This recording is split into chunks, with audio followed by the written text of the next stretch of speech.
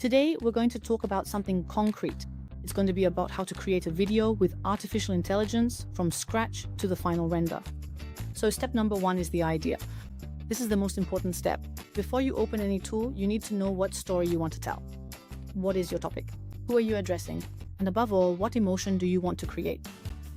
Always ask yourself these three simple questions. What problem am I showing? What solution am I providing? And what do I want people to feel at the end? If you don't have that, the rest won't hold up. Next, step number 2 is the script. Once your idea is clear, you can move on to the script. You can use tools like ChatGPT or Claude to help you structure things.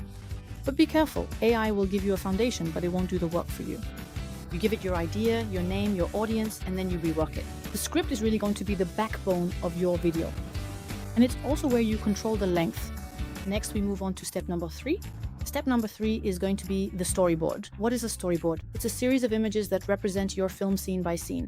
You'll see in another video, it'll be a bit more detailed. It doesn't need to look good. The goal is really to visualize how many shots do I have? How much time?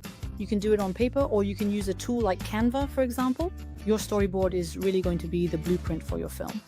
Next, step number 4 will be generating the images with AI. Now we're really getting into the practical part. You're going to take your storyboard and turn each scene into a generated image.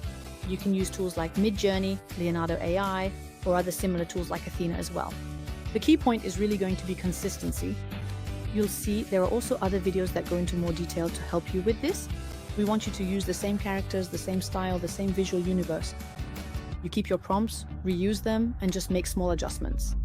And generate far more images than you need, because not all of them will turn out well. Next, the 5th step will be to make your first edit in CapCut. Once all your images are ready, you're finally ready to put them into CapCut. You'll be able to arrange your images in order, adjust the duration, and also add a temporary voiceover if needed.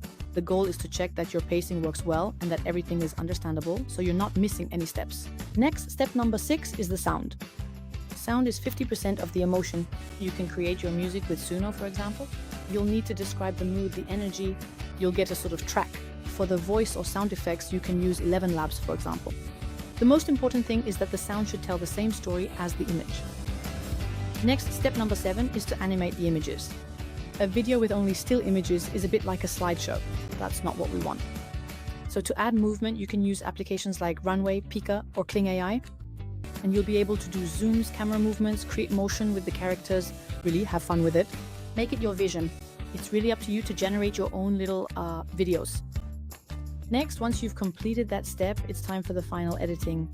So now we go back into CapCut and you'll be able to replace all your little still images you created with your animated characters. Then you'll adjust your transitions, add them in, and synchronize everything with the music.